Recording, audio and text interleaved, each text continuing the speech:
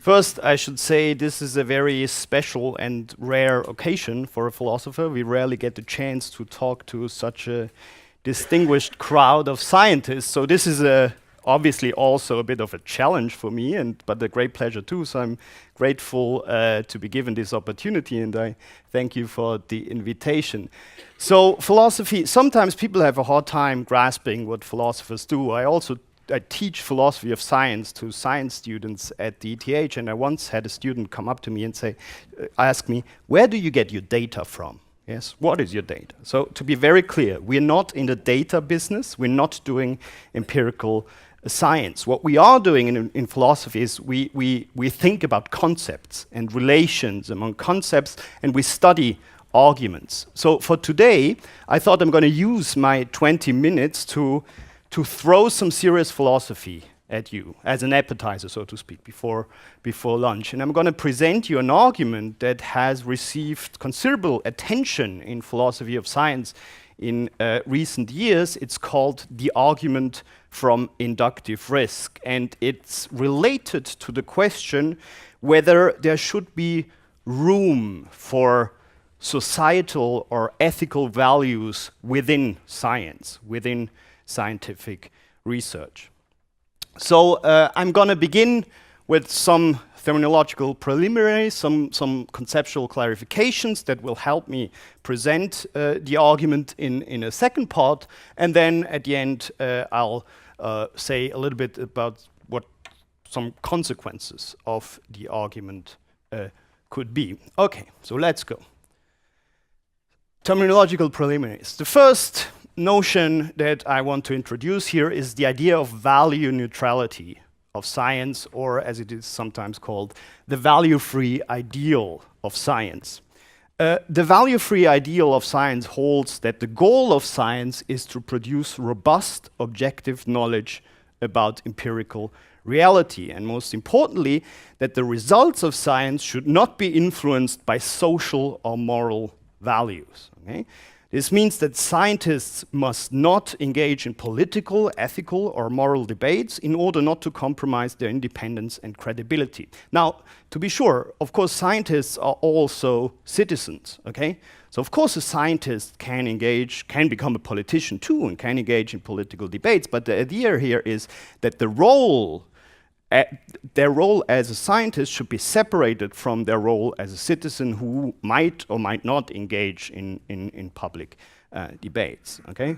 And in particular, that the results that an individual scientist produces in their research should not be influenced or biased, as we say, by their moral, political, or even religious views, okay? So that's the idea.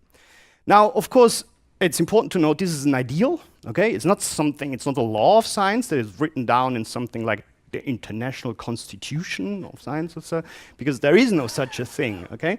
But it's a common way that many people think about science, okay? And it's a very common way in which scientists themselves think about themselves, okay, as value-free and very value-neutral. It's also something that manifests itself sometimes in the way we organize science institutionally. To give you an example, in climate science, for instance, scientists are supposed to provide facts and evidence for or against man-made global warming. They do not directly engage in policy making. So a consequence of this is that there is some kind of division of labor between scientists and decision makers. Okay? So the scientists provide the facts, so to speak. They might give advice, but the decisions are made by another body, different actors, so to speak, politicians or society in general. All right, so that's the first terminological preliminary. The second one concerns the distinction between very basic distinction between normative and descriptive statements. So take this example here. There are 258 people in this room. The room has 2 emergency exits. Now compare this statement to this statement. It is not safe to put more than 250 people in a room with only 2 emergency exits, okay? So if we compare these 2 statements, the first statement expresses an empirical fact, so it's purely descriptive. It is confirmed and justified by empirical evidence alone, Yes? If we were to accept the statement, we would just collect empirical evidence for it and then accept it based on that evidence. In this case, the evidence would be some kind of observation or a counting experiment, if you want. We would send someone in and say, count the people, and then they would come up with a number, and then we would probably send someone else in, and maybe another person, and we would say, well, okay, we can confirm that the statement is true based on that evidence. The second statement, on the other hand, expresses a norm, so it's not purely descriptive. It cannot be confirmed and justified by reference to empirical evidence alone, okay?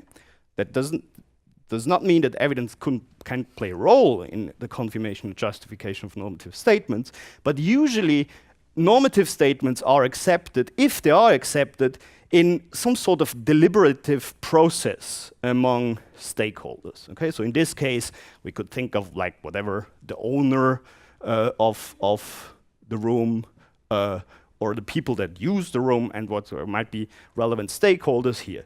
Now, the important point to make here is that the justification of normative statement involves the considerations of values. Okay. In this case, values would be to think about, yeah, who's responsible, what does responsibility mean, and so on and so on. And should the state, for instance, come up with regulations when it comes to safety of public places and so on. All right. Okay, so that's the second preliminary. The third preliminary concerns two basic modes of inference, of making conclusions, so to speak. Here is a very simple example of what we call a deductive inference. Take this simple example. All humans are mortal. Socrates is a human, so Socrates is mortal. Compare this inference to the second mode of inference, which is inductive. The example here would be Socrates is a swan, Socrates is white, so all swans are white. Okay? Now, in the deductive inference, in a deductively valid argument, it is impossible that the premises are true and the conclusion is false. Okay? So we usually express this by saying a deductive inference is logically necessary. An inductive inference, on the other hand, in an inductive inference, it is possible that the premises are true and the conclusion is false. Okay, so it's not logically necessary, which also means that inductive inferences are typically risky inferences. Okay, so they carry with them the risk of error, of false conclusions. And now, if you look at this example, you might say, well, of course it's risky to draw an inference from the observation of one white swan that all swans are white, but note that it doesn't matter, even if we would have observed 1,000 swans or even 1,000,000 swans, it could still be the case that the conclusion is false. All right? Now, you might think, well, this is a very simple and abstract example of an inductive inference. When we look at science, the inferences we use in science, the arguments we come up with in science are much more complicated, they're much more complex. But note that actually every, or almost every, inference in science where we use observation, data, or evidence more generally to draw conclusions about however you would call them, a hypothesis or a model or a theory, has the structure of an inductive inference. So which means that many inferences in empirical science are actually inductive, okay? If not to say almost all of them, okay? So they're affected, yes, by what we call inductive risk. All right, so now we have everything together to move on to the argument I promised you, which is the argument from inductive risk. Now, this argument was presented in its original version by a philosopher called Richard Rodner in a paper from 1953 entitled "The Scientist Qua Scientist Makes Value Judgment." And I invite you to read some philosophy with me now. I'm going to read it to you, okay? So here is Rodner. Now, I take it that no analysis of what constitutes the method of science would be satisfactory unless it comprised some assertion to the effect that the scientist as scientist accepts or rejects hypotheses. But if this is so, then clearly the scientist as scientist does make value judgments. For since no scientific hypothesis is ever completely verified, in accepting a hypothesis, the scientist must make the decision that the evidence is sufficiently strong or that the probability is sufficiently high to warrant the acceptance of the hypothesis. Obviously, our decision regarding the evidence and respecting how strong is strong enough is going to be a function of the importance in the typically ethical sense of making a mistake in accepting or rejecting the hypothesis. How sure we need to be before we accept the hypothesis will depend on how serious a mistake would be. Okay, so you get the general idea. The general idea is to say, well, when scientists accept or reject hypotheses, they have to make a decision as to whether the evidence they have collected, that they use to confirm or justify their hypothesis, is strong enough. All right? And that is usually a decision that involves the consideration of the consequences of a potential error. Okay? So that's the basic idea. Now, more recently, this argument has been taken up by a colleague of mine, Heather Douglas, in a book from 2009, Science Policy and the Value-Free Ideal, which I highly recommend. I think every scientist should read this book. And what Douglas does here, she takes the argument from inductive risk that was originally proposed by Rudner and asks what the consequences of this argument are for what I've presented as the value-free ideal of science. Okay? So the question you ask is, could it be that if the argument is correct, that this has consequences about how we think about the value neutrality of science? So I summarized here the argument again in the version as it is presented by Heather Douglas. So again, scientists accept or reject hypotheses based on evidence.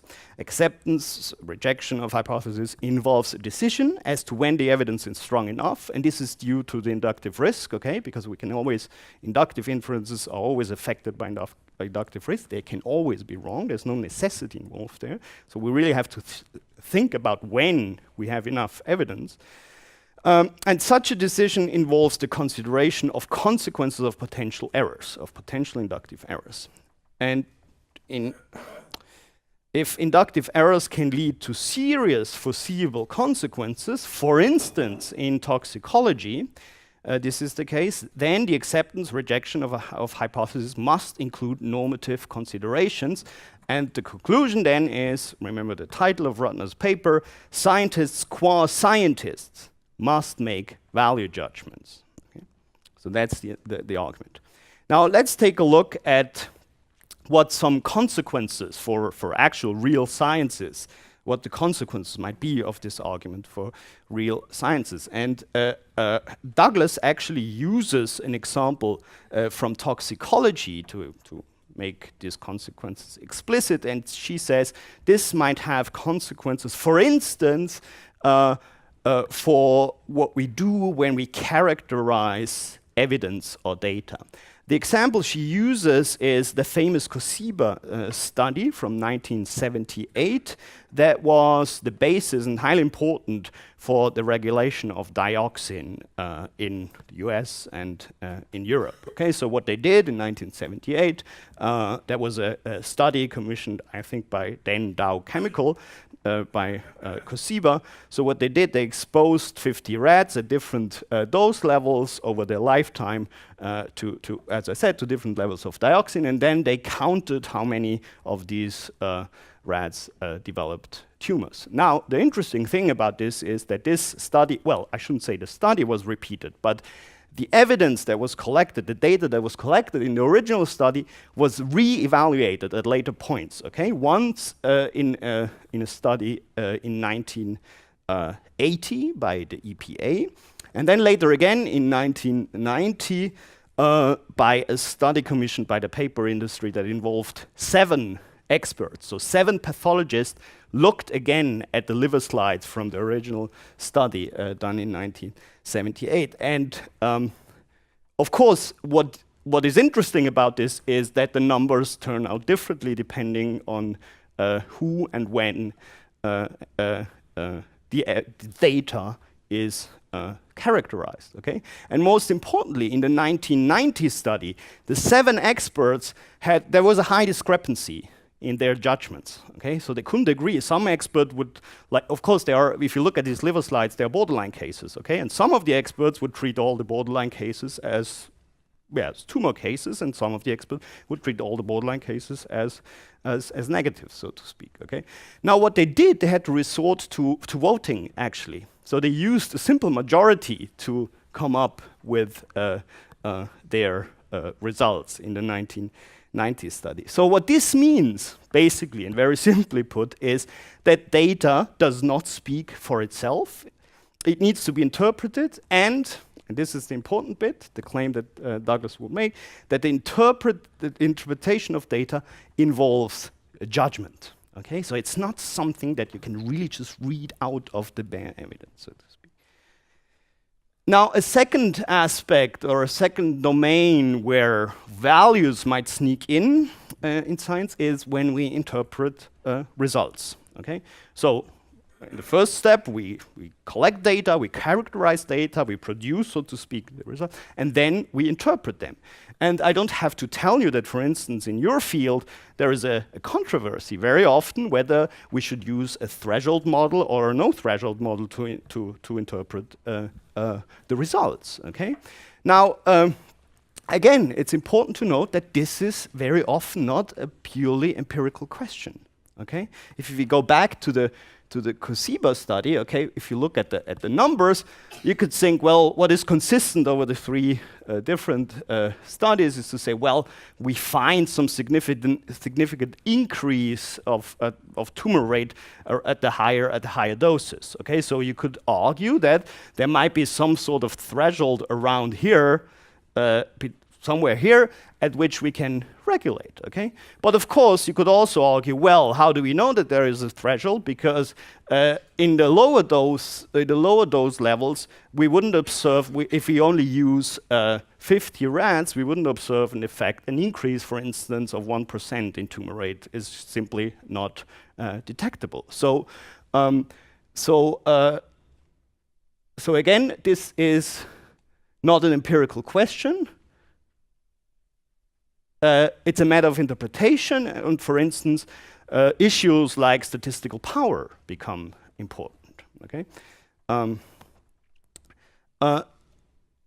this means the interpretation of empirical results can change depending on your background assumptions, okay? And choosing background assumptions, for instance, when we decide whether to use a threshold model or a no threshold model, is again not something that can be done in an entirely value-free way. All right, so again, consequences of the argument from inductive risk. What might be some normative conclusions that we could draw from this argument? So one thing that is probably going to be concluded would be to say that the value-free ideal of science has to be rejected. Scientists, qua scientists, must make value judgments when they do science, okay? Not just as citizens or public persons, but actually in the very work they're doing, in the very research they're doing. Value judgments play an important role.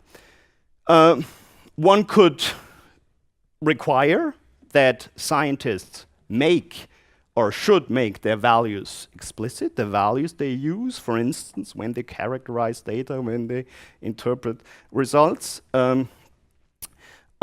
Another consequence could be that we have to think again about what we mean by scientific objectivity, and we might come to the conclusion that scientific objectivity is not necessarily related to some kind of value neutrality, and that scientific objectivity need actually not preclude value judgments. So science can be objective, although value judgments might play an important role in the practice of science. And another very important and very highly controversial conclusion could be that scientists are morally, not legally, but morally responsible for foreseeable harmful consequences of potential errors they make when they draw conclusions and come up with hypotheses. So to cut the long story short, science doesn't have to be value-free in order to be good science. That could be a very general conclusion that one could draw out of considerations of this kind. And with that, I thank you very much for your attention.